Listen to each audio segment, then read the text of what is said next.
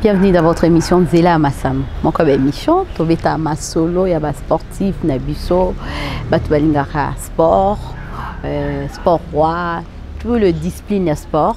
Et aujourd'hui, nous sommes là pour vous présenter Nzela Amassano, mais avec un icône, on l'appelle icône parce que c'est quelqu'un qui a servi beaucoup cannabis vraiment la mamba football et lelo toza pona bino Patou Kabangu Mulota.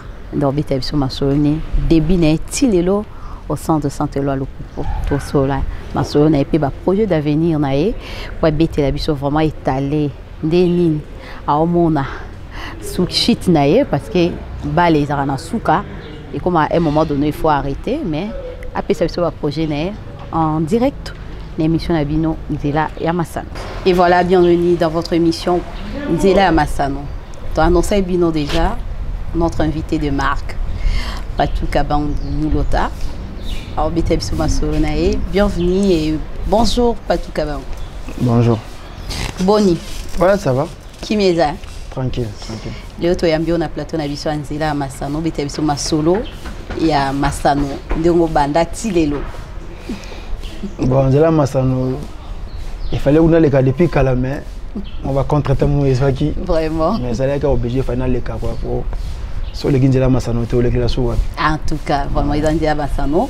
Mais sans plus tarder, il y a un beau côté Amassano, Abisso, tu réserves qui portrait Nayo. Tu bêtes moi Amassano Moukiet, tu as un portrait Nayo. Et puis, tu as un Amassano. C'est parti avec Regadiana Junior Bukasa.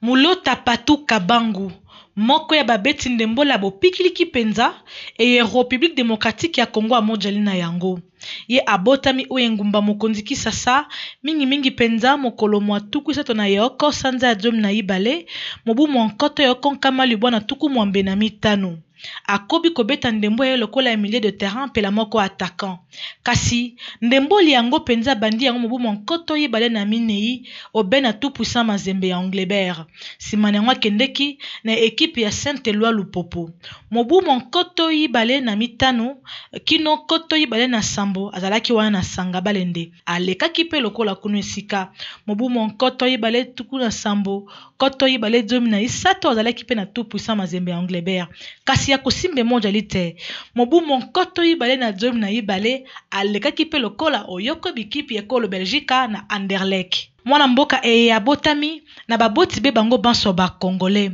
tata aye kombo aye Mustafa Kabangu Mulota pe mama Anne Simba Kabaka bango banso be ba Congolais to Simba te Patou Kabangu alingaka mingi couleur verte pe musique aye mingi la rumba aliaka be fufu lokola Congolais nyonso mi pesa kabe botosi ebimi na mpoasa na Ligue des Champions ya CAF mobu monkoto yibale na zomi ete équipe ya yebaki na kolonga Coupe du monde des clubs ya FIFA ezalaki wana mobu monkoto yibale na zomi wapi epai tout puissant Mazembe Anglebert akomaki na finale kondongwa na pena na Inter Milan yango nde etindaki Patou Kabangu mobeti ndembo ya Congo démocratique koingela Anderlecht kuna we ekolo Belgique wana tozali mokolo mwa yambo sanza ya yambo mobu monkoto yibale na zomi na yibale mobu monkoto yibale zomi na mwambe mwana mboka Patou abetaki na Daring Club motema pembe bozala mitema ya kokita sikato okoloba akondongwa na kuna na Saint-Éloi Lupopo Patou Kabangu na Nzela Amassano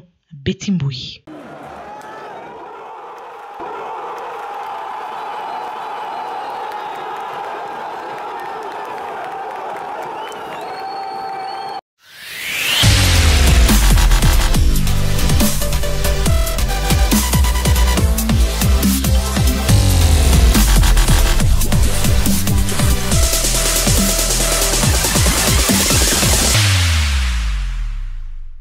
Et voilà, Patou Kabangu.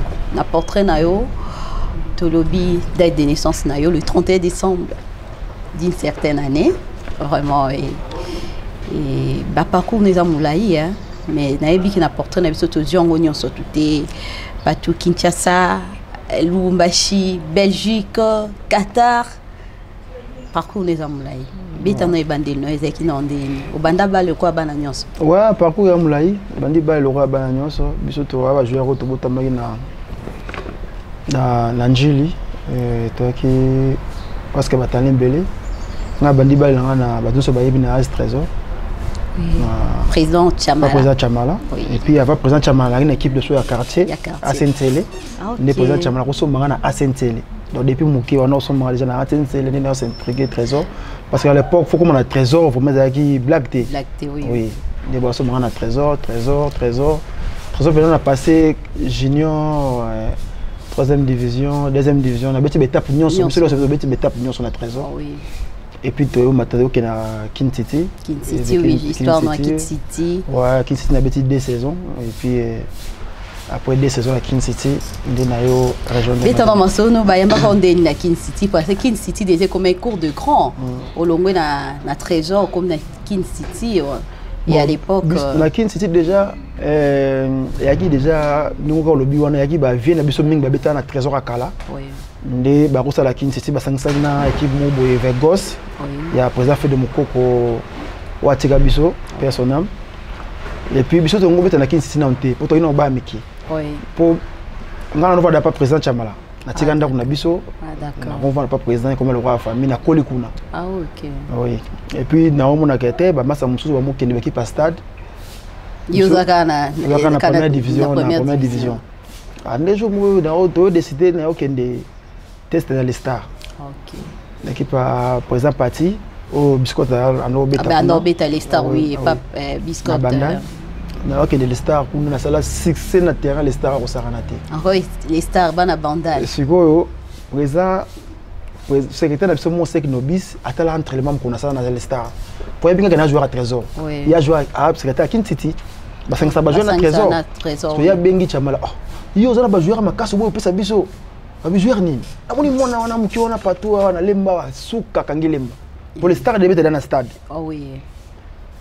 Pour ça on a ton mikié photo beaucoup là non mais yo déjà et pas non déjà un esprit déjà que aussi au colis déjà ko sauter maramususu. Oui. Mais même entraînement tant que c'est là tu na mutu ka présent parti on va na c'était avant na 12 na Njil. Pas président Chamala. Ah, président Chamala pas connu pour me jouer. Ah, président Chamala, il va jouer, il va jouer. Même jour après entraînement, tu le marié voiture, tu pas Chamala. OK. Tu n'as pas parlé on là, solo ni ba solo la peso et ça rende nini. Parce que Chamala gete, c'est que bato balingi boy. C'est que a coquille déjà ko betana na stade. Ndé après tu ba yo solo la simba gite ne Chamala. OK. Mabo ki kuna ezate parce que ngata vana Kin City so bolino kuna. Et ça la mabe. Donc, tout le monde bien présent Chamala déjà na contrat na pour parler na Kin City. Oui, oui. Pour Kin City, parce que la fusion na équipe mauvais gosse, parce que ça va jouer bak beta bak en Suède. Oui, bak en le roi bakene makonde bakenda ba nik ba poupa ba za mo bien. Donc c'est ça au Bandi Aventure na stade. Bandi Aventure na stade na Kin City moi muke. Mais succès belé donc saison mon na betango première saison qu'on a beti maman ko chaba vite imana babi. Kin City que boya la moto à l'époque. Oui, c'est à l'époque. À l'époque, il m'a amené la Black T. Il m'a amené biscuit, il y a Pindi Raja, Gladys, Gladys Bokese, il m'a amené au Sama. Il m'a cassé vraiment. Donc match est là, surtout pour la Mazembe. Là, il m'a amené Kin City. Il m'a amené 4 journées. Oui. A gagné tous les matchs, 0 bien encaissé. C'est quoi 5e match à Imana et à Kin City. Ah oui. C'est biscuit moi Njili. Njili. Donc guerre à Njili. Donc match wala ni de sala nga vraiment pour batama zemi ba mona ngai ba sek François. Oui. Ne ba sek ka Kolongo de ba mona na match wana. Na chabi to kana Imana 2-1. 2-1 oui, je me souviens encore na stade de Martin. Oui, na stade de Martin na so pas Pindira ja ko saranati. En tout cas. Donc des matchs wana vraiment na yaka po nga so moni ke Mninga mwaza en face to aller to ba nesika moko to bita. Oui, yo pe faut like que yo pe. Oui. Malgré tout Kin City mais na Zoya. Zoya. Les ebandeli ya ezao pe ya mwana. Ezao ngwana. Parce qu'il fallait chaka bia ya. Oui, vita imana na no big saté. Kin City, je me souviens encore pendant que tu en as ba veste. Oui, oui, oui, malgré tout notre époque et comme moi problème pour autant poser au Kufa. Oui. Donc biso to gars pour na ko renforcer quand même. Renforcer quand ouais. Et Histoire et Bandit, Histoire et Bandit, Anglebert, toya mboko na 2004 potanga na yaki Mazembe na 2003 oui na 2003 na yaki pona comme na sa test na ngai ba to na sa entraînement ba supporter ba boya so na zonga yaki fona sa entraînement pour na zonga et puis zonga après mondeza kama ba na sisa championnat kuna oui pour na zonga mais tellement kuna pe pression de bata vite imana ba ki na pression pe ko zonga et puis na makambo ke so Suède na Kin City makambo le kebele maintenant na roya na sa test na nga bien coach Garjuto alors c'est plein makasi habité ka foti kala nga so na habité fona zonga po championnat ici là et puis c'est championnat respecter contrat pour na sindika kutu ba mo sa nga ba bo et pour nga na tika la kaka ok mukona koma ndi yaki mukoto bete match retour na DCNP ok yo zaiki besoin na beta match retour ce que ba supporter a vite ba banque ça ba mania bilimo 14 à Kin City on a zoya combien que na zaiki na Lubumbashi na koma le même jour à match na Butu to poli de 4-1 vraiment ça allait bien été après bon na yo continuer championnat puis na Kin City to ko partout to kita qui peut kita et kita oui to na na zongi to beti qui peut remonter to tika na Pefkin oui après seconde na 2004 disco na yo engagé vraiment Angleterre anglais na 2004 de toute formation ya Diego Garzito c'est pelé que nous par rapport il y a makasi na to par rapport à histoire na déjà mona qui na Kin City alors ouais bon regarde vraiment que coach amuna ba à l'époque ba match ba Kin City wana na Pefkin mais bika ba sangonde yaka ba secrétaire François ba nous ala kuna Kin pour batala ba joueur Mazembe ko baza bien kuna na Kin pour na bango boye mais tanga yaki ya mona boulot tanga yaki se place mona boulot bon en talent bon malgré tout to Mazembe to ino ba mike to yaka composer ba monter oui il fallait prendre du temps talent fouille moi talent izali faut du temps puis de te reposer malé. À quel nom na Mazembe est-ce que tu te souviens encore na premier match non na Mazembe? Premier match dans Mazembe contre le Lubumbashi Sport. Il y a un match amical na Jekamine. Ouais, c'est qui vraiment très compliqué parce que Mazembe biso to ida vivre ndo beta kuna balofo ba matondo ba vite à l'époque. Tout le monde dans Mazembe beta ba quart de finale la Ligue des Champions de la télé. On a eu peut-être sur comme un niveau là. Mais il rêve non quand même. Oui, il rêve depuis kala. Biso to bede yake to beta balé. To comme un niveau déjà au bolo. Au to luka to comme pas to ba reverter parce que nous sommes comme les brisques. On ba talent le monde a qui revers en mettre que akoko mana. Comme ba benga on nzela puis comme ko te biso to ina volonté n'esprit to beke ngana beke non déjà. Oui, depuis Nanjina bumwana depuis biso to on a ba ka mona palin mona mère abogi beta balé pour nanchi mona ba kilo ba boto lio mais qui peut couper outil libanda mais so ke boulot yo kimika kimi yo ke beta pour ngimba pour mère ya omoni ya daya makila c'est soit to kuta ba lofo ba puis on ba ya ki black té oui lofo bongeli déjà ça c'est déjà ba veye moni ba ki diaba to kuta ba pamphile ba kasongo. Quand on a une équipe qui a complet, on a la télé, il fallait maintenant pour marquer. Oui, il y a pour marquer na âge on a vraiment qu'on travaille dire na âge et puis c'était pas facile. C'était bas niveau, c'est il y a des facilités pour nous bon ça image il y a batouana pour baguette tout comment finir la Ligue des Champions mais quand même ba quart de finale déjà c'était comme si on était avant on a bon. Tant surtout qu'on composer vraiment qu'on boum ça batouana na image que Zaki Black T. Bon, aujourd'hui tu es fier de toi alors. Ouais, bien sûr, je suis fier de moi parce que ça a un bon parcours na continuer dans cette ouais, bon, bah incroyable il y a souka malgré tout na Congo si tu prends l'âge pour na bango ko beta balete non. Après votre finale Inter de Milan le club hein, de la FIFA. Oui. Isaru Nandé. Bon, ngai déjà quand on a d'abord président Chamberlain, nous savons déjà que nous sommes président Chamberlain, nous avons fait la Coupe du Monde. Nous sommes allés battre la Coupe du Monde de club Ezalaka à l'époque. À l'époque. Oui, nous avons fait la Coupe du Monde. Nous avons fait la nationalité dans pays moko. RDC, la nationalité dans pays moko. Nous avons fait la Coupe du Monde. Nous avons fait depuis qu'à la Yumamuke. Et puis on a fait la Coupe du Monde de club. Alors rappelez nous Marambouane. Donc il y a un niveau moko d'être comme un lango. Il y a un niveau moko oyo. Vraiment attends tout de suite tant mingi au beta na poto mais niveau de combien la masse de mena fier nango moni ezaki niveau de moi il est na top parce que déjà à l'époque beta de club au beta parmi les betina ba équipe à Brésil tout donc parmi les deux meilleures équipes na monde à l'époque en 2010 donc ils a black té mais par équipe des fois ba Real des fois ba Bayern des fois ba Chelsea des fois vraiment batignon so na black té des fois Barcelone ils a black té à l'époque en 2010 vraiment na fier nango parce que yaki vraiment tokendaki toka liboso tokino talent zalaki mais moi tokutai niveau mosusu ko banga zalaki après tant que deuxième fois on est vraiment zalaki chamutu bakata bitenga ezao il faut ezao yebana ngakuna banga musu bano sepela ka to beti final mais ngana regata pour zo ku na te c'est ça na bien te après match parce que ça qui déterminer vos oui là bien attaque ko banga chana ba Varese nga chana na Varese te mais nga pesa ngane Varese pas Lucio yemo bina ya pesa nga Varese vraiment c'est une équipe ça pays ninga c'est Congo eza Congo eza en Afrique ah non Abi ne reste pas là-bas. Pour le français mon mouké. Allez jouer en Europe. En Europe. Abi talent parce que après match na bango ba tala ba vidéo na match à Brésil trop. Trop oui, match à demi-finale.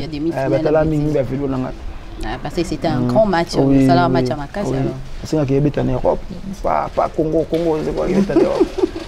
Après donc chance B sourire qui occupe Belgique alors. Ouais, chance oui, na la chance na aucun de Belgique à Anderlecht mais. Anderlecht oui. Ça pour un long terme était pour 6 mois bon. Mais comment tu étais bien accueilli dans 6 mois? Oui, bien sûr, oui, pour 6 mois en Europe, jouer au 7 billets liés, c'est beaucoup. C'est beaucoup. On a gagné pour 6 mois avec option d'achat et puis un joueur il y a TP à l'époque. Oui. Et puis après 6 mois on a été un contrat avec un beau programme un bon truc comme ça bon. Bah d'ailleurs bon auto TP les qui mouikolo. Bon pour nga TP lesquels ils mais TP à l'époque on a bon bah d'ailleurs pour ça otika oui parce que on était sacrifié pour ça tu vois nous avons sacrifié pas petit le loba kenda loka ba muleka ba chanson kende ba di biso yaki compliqué bon mais comment tu aujourd'hui comment vous avez jugé ça parce que quelque part on dirait tokolo ba TPP kala ba chance na bino parce que à l'époque on devait négocier et puis ba yokani au beti non mais on a joué en bango. Bon, c'est difficile aussi na l'époque na ndenge TP izwaki biso izwaki ngamona moke donc na le roi mona papa j'ai habité à Lofoi na kolikuna le moni comme ça makambu à part balle comme makambu susu moni ngada le roi mona oui le roi mona mais ça vous a pas handicapé tu vois pas et handicapé non bon pour ngai c'est l'équipe déjà bon nzamba lengena comme à niveau là il fallait la comme là mais na regret moke parce que comme en Belgique là objectif maintenant ya robeta vraiment beta ndenge ba ça qui calcul nga ndenge dorba comme en Europe comme poto na 25 ans boula que na robeta 2 ans na Belgique na 27 na roke d'Angleterre pour dorba pas ça le ko na dorba pelaki na 25 après à 27 à da Chelsea bon nga le ko na parmi ba vision na oui na le ko na mtu pour ton la na Anderlecht coach wana a mona nga fou a senga nga mais talent oyo pourquoi ozaki wa bidebika kala oya puto na 25 ans na talent ans bon à l'époque équipe na biso pe remet na niveau moko boye na ndenge to bandaka bana mike donc ezaki na moi reconnaissance wana te yango bando ça ki moi peu okwa to kimati non okimate so au contrat mais il y a des gens tout le monde a bien kima ba contrat bon biso vraiment mentalité wana ezaki vraiment parce que c'est pas bien, c'est pas bien. Moi on a vu et le on so bandi na ngone bandi il faut que on a souka parce que faut ma sembetan ngozwa ki biso à l'époque toi qui patuka bango na comment était oui c'est ça na ikonité c'est qui mazimba tambula même si les deux sont tambol babé là ouais bon si le babé là oui parce que déjà la combi déjà installé on a go sala mais tant to yaki sika wana sala na le côté monique mazimba so chance wana ya comme na niveau wana faut reconnaître la tambo muki moni malgré tout ils ont fait carrière mais pour nga ndetto la kende Belgique na bete 6 mois andetto c'est beau fois son bangai mais comme mon problème bon mais qui monsieur yaki ba briger ba qui pege belé donc bridge on dirait elingara trop Congo et ba temps mingi ya Congo donc ba moneka que andetto sali le côté mais qui belé ba Suisse ba nini ba moneka oh on a avec 6 mois 7 bi avec qui to mais tu m'as pété pas l'époque tu as demi-finale et quart de finale tout ko beta ba tunisien oui ba mona ka été ezauka poisonga pour moi été maintenant na ozonga après pour ça le contrat 6 mois après 6 mois de Qatar sans problème Marcelo à Qatar c'était comment c'était pas facile aussi Qatar ouais bon il y a aucun Qatar à 27 ans pour l'anglais qui trop tôt pour l'anglais déjà à 27 ans na ko beta déjà na Europe déjà en Europe parce que au niveau de combien nango tant que en Belgique dans Anderlecht mais tu peux jamais match à la deuxième équipe. Oui. Il y a réserve pour coach déjà le bagage niveau beaucoup nango déjà et c'est difficile. Et quand il y a tes pour mettre en équipe réserve était sur le bas tu es en banc l'équipe il y a première équipe sur la poste on a 10 minutes pour ça quelque chose. Oui. Donc c'était déjà dans les bons. Déjà oui comme déjà dans les bons. Donc attends là au Qatar OK donc pour na bonne personne au Kende que oyo mazemba ko tikila nga espace ezaka kuna po kuna parce que yebanité mbongo te mo kuna mbongo eza mwa mingi par rapport ya so balingi joueur na bango ba sala tout par rapport ya ba Belgique oui ba sala tout pour ba zoyer bango ba hôtel à tête gauche à droite pour mondela déjà so na ngatika na Anderlecht na ko tikala tana ndemo encore na tikala mais tellement mondela linga ko wela ba joueur te ba joueur au Afrique mondela linga logique pour moi taka ba filenga déjà na Ligue des Champions imagine. Donc on a zongi Mazembe, mon abé tes atepo, comme de yagi Anderlecht, na kombo msuna Mazembe. C'est-à-dire 6 mois sans bêta. Oh oui. Anderlecht est bêta, Mazembe bêta mais on a bêta té. Ni choc ni. Vraiment. Avant de gars. Compliqué. Chef le biga vanda ande wanande au bêta, na choité. Na vandi kaka. Kata le Caribien. Le Caribien bêta 3 ans et 2 ans et demi. Ouais. Et puis on a blessé grave na zogi na Congo kuna na Qatar. Na Ange na Qatar. Et puis il y a un contrat et puis il y a aucun de France non oui aucun de France dans zone na bana ça fait une année et puis d'ailleurs retourné il y a aussi un traitement na Lubumbashi na Mazembe et puis Mazembe proposé bon pourquoi pas sur YouTube bien pourquoi pas Roberta Soso. Mais avant là tu étais parti à Nina DSMP non en 2018. Oui. Oui, on a à Mazembe, on a bêti 6 mois. On a bêti 6 mois.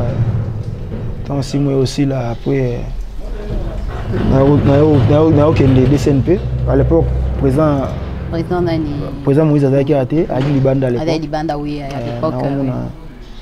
Maramondo qui est moins bien, c'est bon. Bon, qui est place au MSUS, on a. On a sans pression, sans problème. Parce que Mazembe, c'est de ça, il a tout. Moni ata obeti mabe mais ba supporter ba na sala mingi ba raisonner ka yakala oui pour nga nga challenge nga bizo na ta DSNP personne na sala le côté personne ba yinga te oui na bouger pour muki bato na kuma kuna pe ka te ba supporter musu ba bango si ba koli mazembe ba benga ni comment la vie de bandi be kala oui mais to bandi muki pour kinoa pour convoquer dans moi pas si ba ni bon tant makambo ko na terrain mais bon vraiment mususu Ezawe zalai kaka. Ezanga te wana. Te obunda mi maimana na Coupe d'Afrique. Pour place songa le Carrefour le mbotikala. Oui. Imana to ke na Coupe d'Afrique bon. Na ika na saison moko na boyo renouveler. Boyo renouveler pour année. Bon na mona ki ninge équipe za pour so mesana na niveau. Oui. Ouais, imana équipe munene mais na kati na ngomwa bloko. Ba conflit wana. Bilongo songa no mona na mona ngote na bale ba bloko wana bloma bongo. Parce que quand on a un terrain très maté. Mais le terrain est déjà. Beaucoup de gens comme moi. Il y a pas le petit de mingi mais entraînement sur 5-15 naza déjà wana. On va du bosser. Oh bon ben bosser na terrain on dit sur le terrain au démarrer mon tout cas. OK la terrain wana. Donc mon biso parler en fait il y a déjà makila. Ya makila bon. Donc so petit parler pour na l'arte. Mbongo nde esima.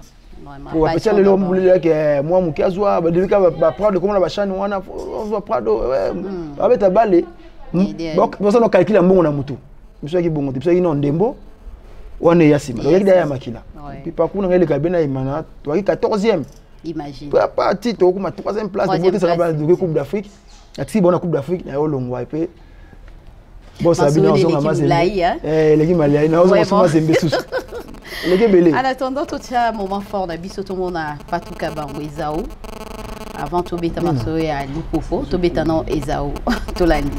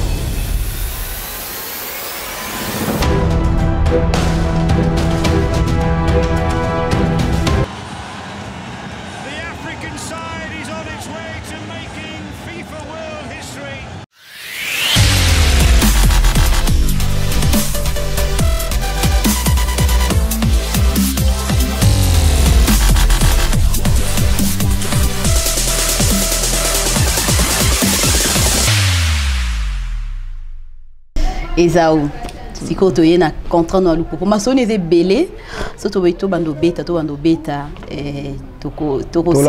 tu là maintenant tu es contrat na yo au contrat na de TP Mazembe na Saint-Éloi Lupo sans ngwe za kiboni bon contrat na ngai tulongwa Mazembe ngam na décider ngamugo na sola na comité pour na libération na ngai objectif mosusu ya ko beta mimi ba jeune na moneke ngana pour ça beta maximum 2 ans 3 ans susu on est na tikali wana eza moi problème le bana tika mais on a pour ça beta na moneke fona longwa mais ça ka te fona ke maman Saint-Éloi na projet mo ya okende Zambie en Zambie et puis comment cela on Liban des simbagité ou bien non la Kennedy Zambie mes propositions on a qui mieux que Saint-Éloi que l'emploi toi bien on a cité bah c'est un projet nezali vraiment un projet qui toko projet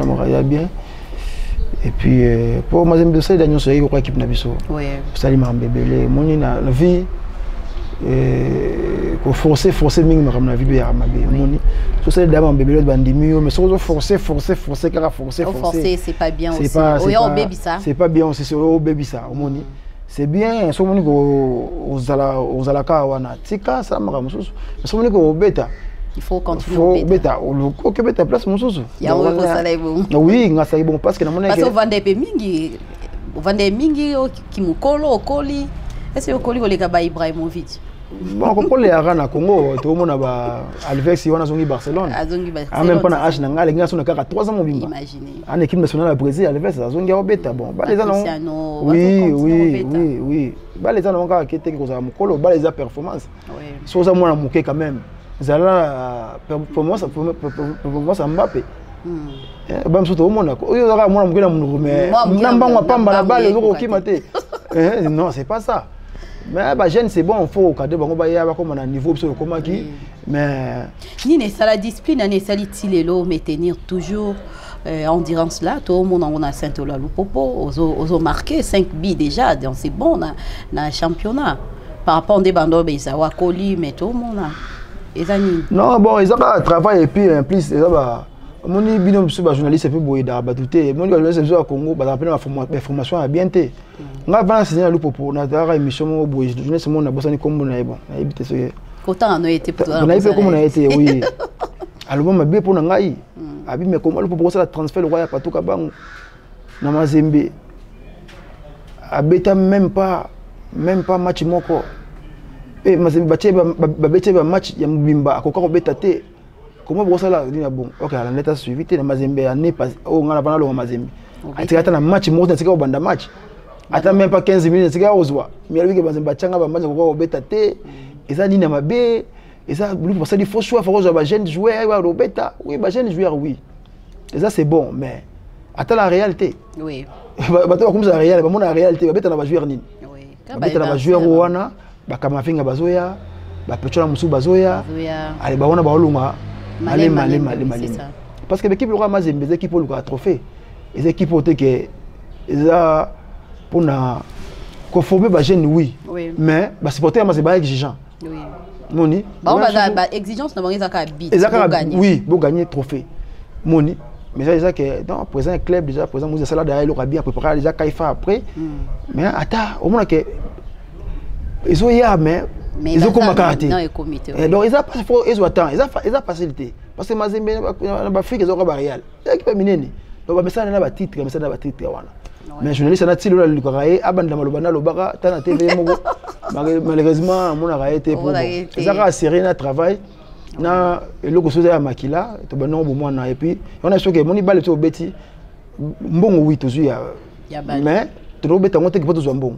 Na banjila na baterrain na setu ba moyi wana otambula tanji mobimba obeta aba ozelo na kimususu obeta na lemba moi je so ba 15 minutes beta ba tourno beta OK beta omoni donc biso mbongo yesima mais ba pecha lelo talent ezata oleka biso ponga lobango talent ezata oleka biso bon moi te que comme moi guerre entre bino na ba petit na bino moi guerre moko te quoi entre guerre te biso za wana mutu ko ngana présent club na ko za gana pété nga ko fona pousser ba jeune pour que liboso mais ce qu'il faut nga lingi jeune faut abetela nga balo kwa muleka abetela nga balo kwa Glodi Likonza abetela nga balo kwa Erche Kasongo le roi petit Kasema au monde la petite Masamba tout Masamba là c'est bon oui au monde jeune joueur mais bobeta balé c'était que jeune joueur quand ils a monoko non monité nga na poser équipe quand même le gars joueur mbete mon pourquoi jeune joueur musu bango liambo ngofeli ba ko sa biso au monde mais ba jeune joueur ba travailler ba beta balé bien ça se peut ya moni biso le to linga ya moni ba ko longola biso te ba ko sambela ke ba longola biso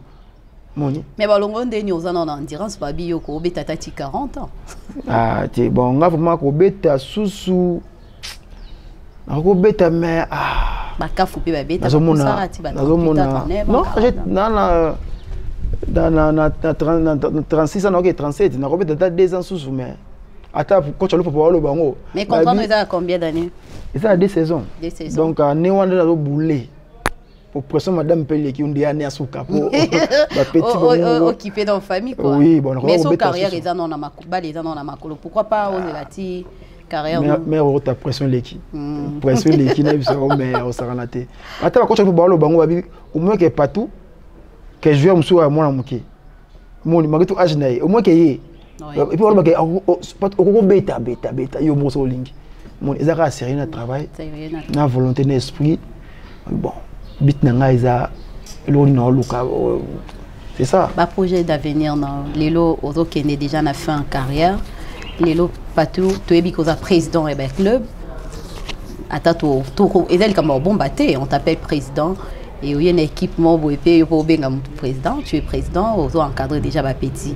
lelo ambition na ou bien avenir par rapport à ton avenir déjà aux autres tayango parce que tu as déjà na ba équipe na yo o encadraka mais lelo pas toi visa rappel ou bien entraîneur ou bien au tikara président vraiment entraîneur na boya tout le temps parce que c'est un travail de merde et ça blagué et ça travail conjugué non ba timing balobana que na don wana parce que na sona moni joueur na so obeta a comme na un niveau a comme moni na la mona sens wana pour pouvoir na pas chama na bi sens wana moni mais ça vraiment sué na ngate parce que ça ya musala mo ça compliqué ya musala compliqué bon tellement na banda dako ça président à 19 ans tu préfères encadrer na oui na me continuer au cadre ba petit na ngai et puis na nina sala qui président manager ya ko côté ça ba petit ba gauche à droite donc tu es comme agent oui déjà bon malgré tout ton article ande na Hollande longo bien vraiment to ye bango officiellement parce que c'est comme c'est dans na robeta déjà na partenaire rebelle un partenaire Europe na Asie to benga na pas mal de jeunes pesa à gauche à droite et on peut ba toucher un bon roi million donc les lots tous s'attendre dans entreprise moi vraiment ils allaient agent pas tout cas comme agent ouais obligé parce que ngai to na projet na massa langa to ko to betne pe Dieu merci Mbokani oui oui to na projet otonga centre de formation na kin et un problème de exciter ngai msu yo betane na ngasuka so jamba sungi to ke Coupe d'Afrique na Saint-Éloi. Donc c'est au lobby bien par rapport à projet on est pour que bon encadrer ba petit oui, oui. ba respecter ba normes à travers le travail oui tout ça va mon chance on va passer pe biso moni ngai na l'arté mais quand on a présent équipe Corbeau FC Corbeau magnifique na d'équipe oui c'est na mona Girango na mbongoni na shabanité na loaloité na l'équipe bango passer par mambo pe yo sali pe ko le bango oui bon oui bango ka po ba beti na poto oui bon mais beti na poto mais Baba Castel ils ont touché des cash oui c'est ça au moins ni ba ko sape maka mususu pe oyo yonga na osala mais tellement mabali za ya makila au cadre ba petcho na ngamoko à 19 ans ata présent Moïse ando yusanga no o bebsa mbongo ça la folie ando boya mais là no forcer mais le foutu hein ça va et ça te paye donc il faut c'est le moment donné dans la réconi alors oui ko foutanga en plus parce que le na se plaît robeta là surtout na joueur na ngai ça me fait rire aussi moni na équipe na mona roi mani na joue na jini tout un pour même équipe na mona ba il fait me bana ba super na mona ba je bana blessing to beta ba match ba nini ça me fait plaisir parce que chanson ba pesa nga ba présent chamala plaisir na partager na ba petit mususu non émission ici la tête comme vers la fin là on a déjà Jean-Marc Kasongo on s'en a déjà si pas tout le aussi ça mais tout le monde est bino contre Derby et contre TP Mazembe, tu dirais que l'eau comme tu dirais que quand même tu es beau pour là. Comment tu avais réussi ce match défaite face à TP Mazembe? Parce que d'ailleurs on dirait que Jokomi Baleyo na des notre raison pour tout. Bon, on match wana la autant a blessé et puis na kotaki na minute à moquer plus que c'est 12 à 13 minutes le mois bongo. Mais pourquoi Baligna que tende tout le monde a eu trésor bon, il jouait pas mais Baligna qui est match moi concurrence. Ouais non la autant a blessé parce que na âge n'a pas mamolé et puis Moni Mundele a contrôlé pour un match moroté. A contrôler pour un match belé, Moni question na forcer match wana na qui passe. Le match monsieur landé on a aidé quand même club. Et c'est moins compliqué.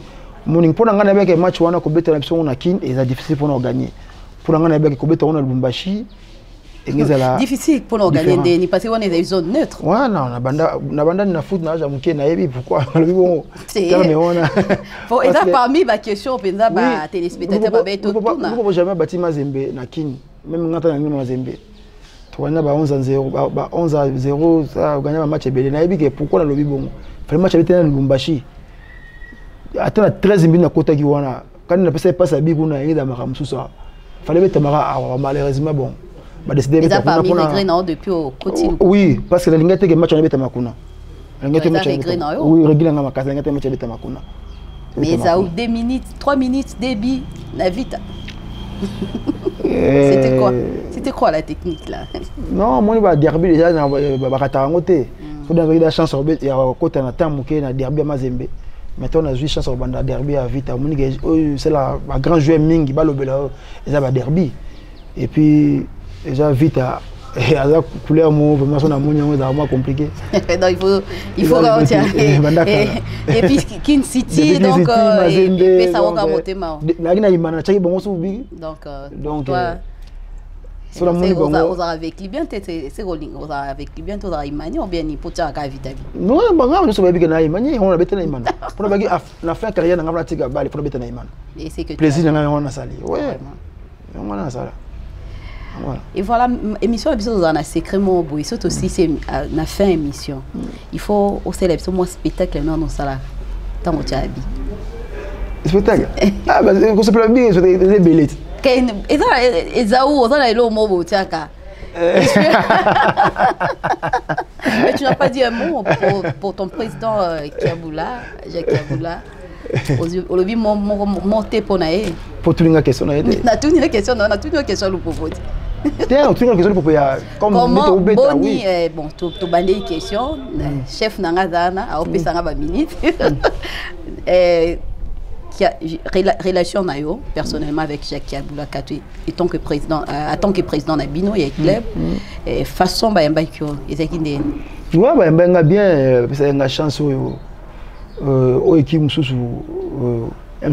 Pesangate et puis au signé des années na âge le roi nga déjà ça fait rare avec équipe mususu et puis nga ina lona na se plana na osenga na ido azwa ki ya ozwa central pour comme ça on a niveau comme ça on lelo au lieu que l'équipe on est athée parce que depuis le propos à l'époque des grèves des problèmes vraiment le quoi sali na bi que nzambe au même maye na mara mususu et il est bien na eloko ya sali parce que le popo équipe mo ba français l'équipe bon mingi mais tout le temps difficulté zalaka mais yé alongoli vraiment bango na situation alongoli bango na situation on moni pe équipe ils na niveau et pour baler ils par hasard té ouais baler za sérieux na mbongo baler so sérieux na mbongo bon avancer ça wana ata bos bengi banganga ndenge nini banganga lukuta ba kosa bana so mike ba jouer so mike oyo nganga lukuta po nganga bala atinga na beti bala commencer de succès ça banganga mais babi yo za makasi na baba nganga fort babi yo za na beta bala sans bango na sala succès sans bango na conseil ba petit lukuta patu na kongo da so beti da bala usali da kombo to mona ngata mwana mbongo ana kisa mbongo abeti bala ana ta relation avec Patou ta relation avec Poutou Trésor Poutou vous en avez relation bien malgré yo longwa yetika na TP Mazembe. Ouais, de coller c'est vraiment après nous ça va venir et c'est la fin de notre émission. Un mot? Ouais, na c'est bon. Na ndenge tout ça l'émission pour et tout ça on les pique à la maguette tous les matins mais Nanoki même sous pour rien là, moi na sepeli. Au sepeli. OK. De la masano tokos. Tokos. Donc vraiment les bien. OK. Ma question ma bébé a piège ça na monter donc ça tranquille. Donc on va pas ba piège ça na mais ça il parcours hein mais moi nini ya mukie zanga teneti mamba ya kisi ya kinganga ba bi pato aranganga mais yo mo oniyo biko bando beta bale 100 biso beta bale 100 yango. Ça yango banga ko to amike miki on ko sa bajenga babanga nga fort. Ndasu kisa bango na beta bale 100 bango. Makomboka mukie mais 100 bango. Donc pato derrière qui c'était ba téléspectateur qui c'était dans le ballon et c'est la fin de notre mission.